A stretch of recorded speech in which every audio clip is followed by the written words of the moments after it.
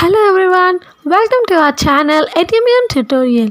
I am Keetana. Now let us continue with the topic wireless LANs. What is a wireless LAN?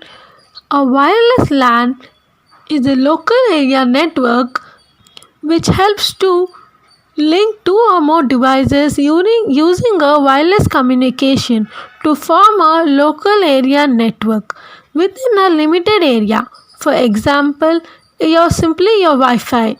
It can be used in homes, schools, computer labs throughout specific area, and you can connect n number of devices through the to the Wi-Fi. Now let's see the architecture of wireless LAN. The architecture is divided in two modes. First one is the infrastructure mode, where each client is associated with an access point. The client is associated with an access point, and that access point is in turn connected to another network.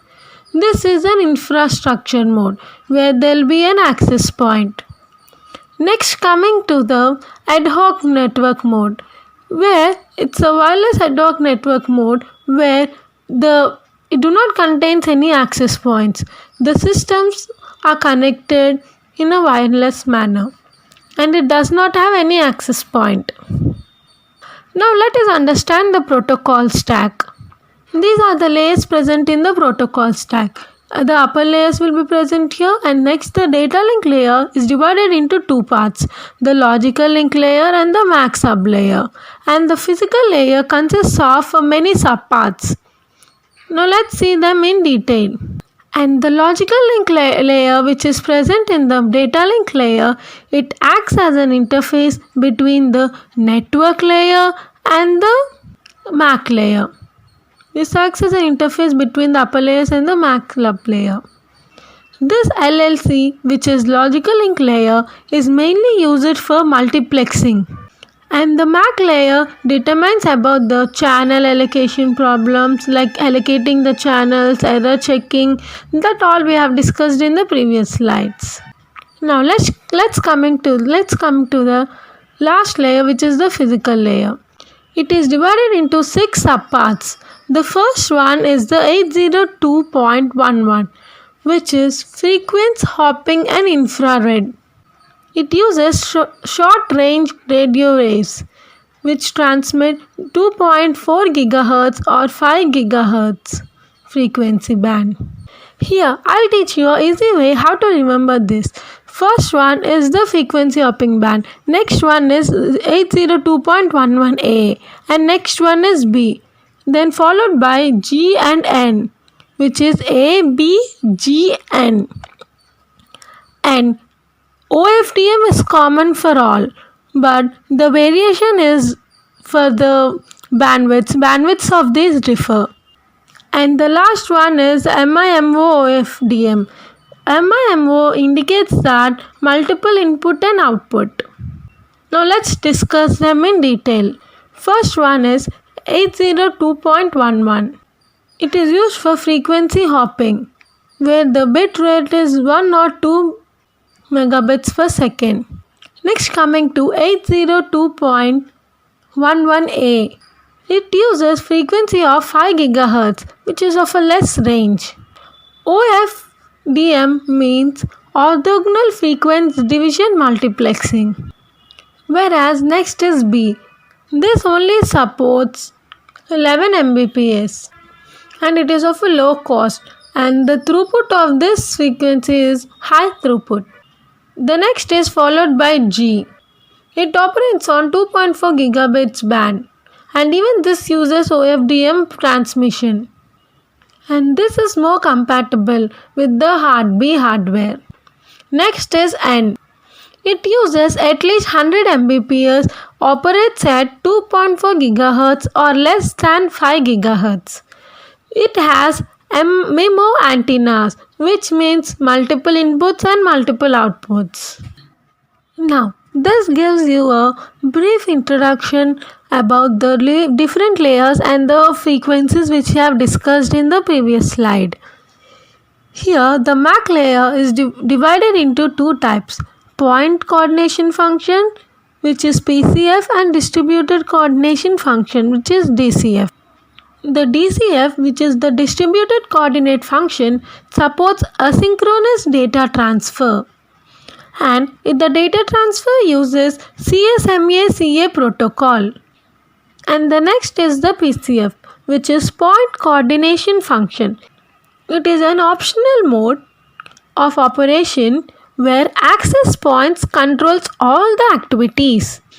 Here, CSMA-CD can't work as it requires the ability to receive and transmit at the same time. Now let's revise the CSMA-CA protocol. Let us consider this example where A wants to transmit the data to B. So D gives an acknowledge. D acknowledges A.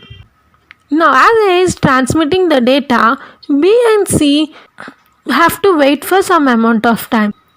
Now after waiting for an amount of time, then C sends the data to D and it receives an acknowledgement where during that time we have to wait for some period of time which we have already discussed. With that amount of time, idle time is known as a back of time.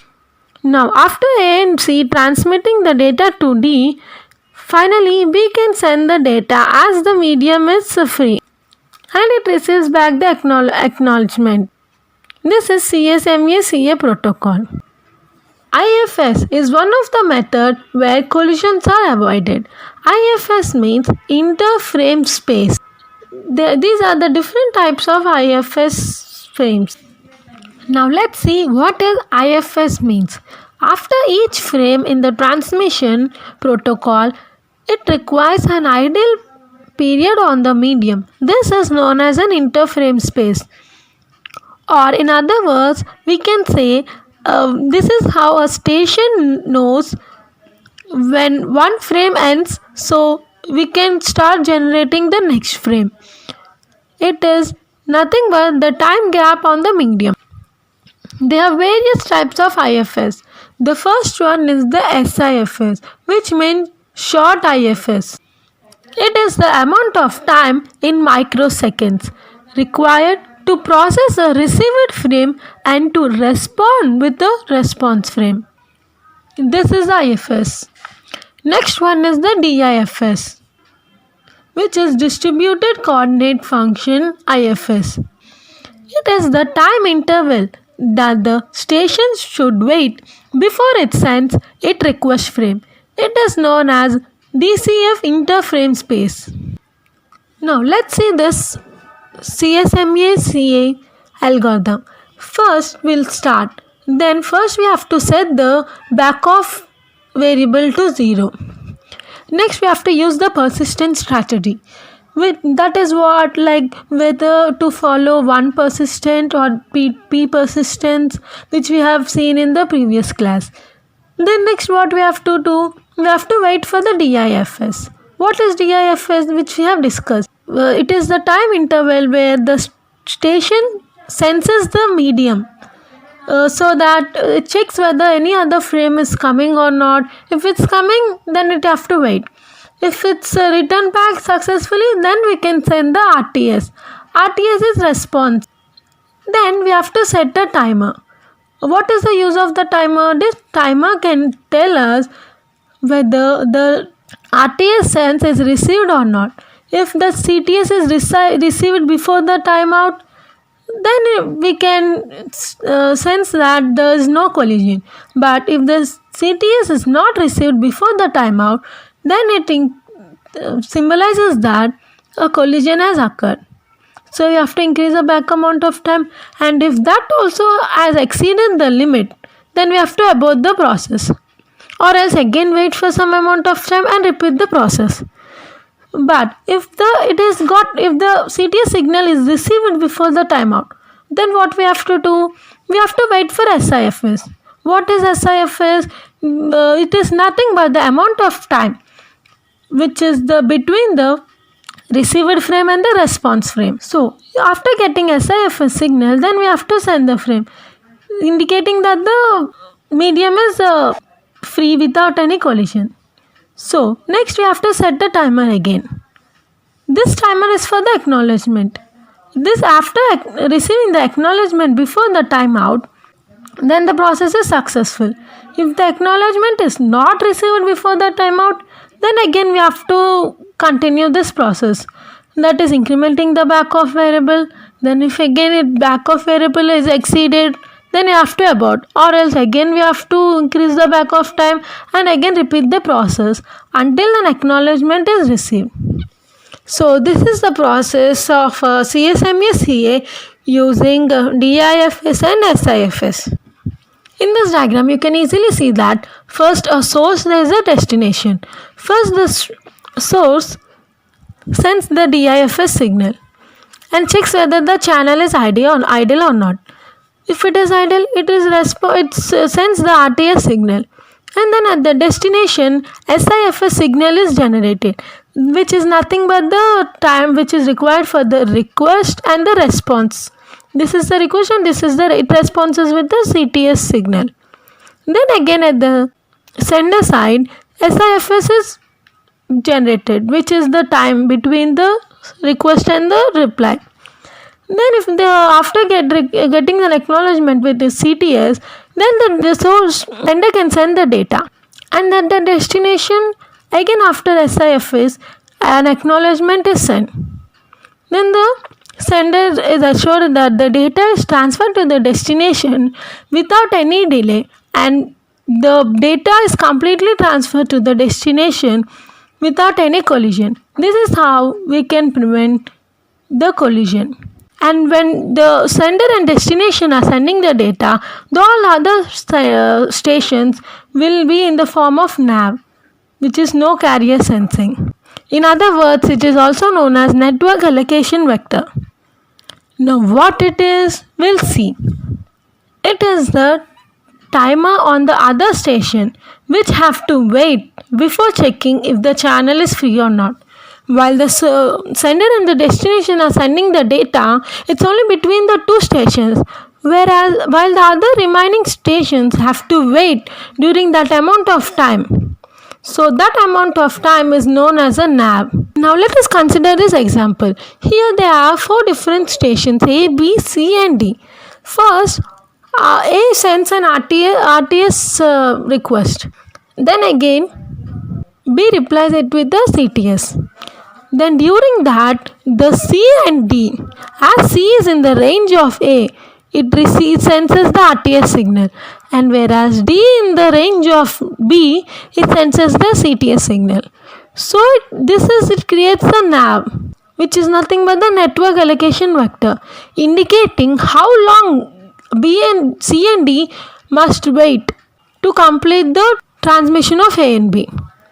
Now after receiving the CTS from B, A can freely transfer the data.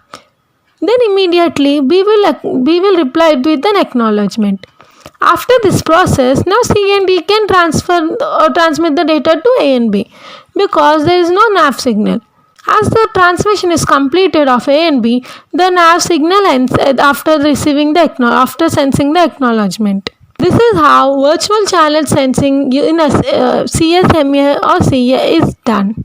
See, here's another diagram which represents the same. The transmitter first uses the DIFS signal and then RTS, then whereas the receiver first uses SIFS and then sends the CTS signal.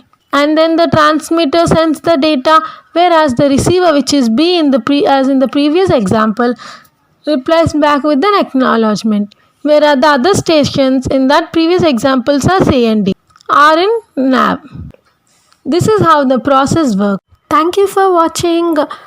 Please like, comment, share and don't forget to download our Edumune app, and the link is given in the description box.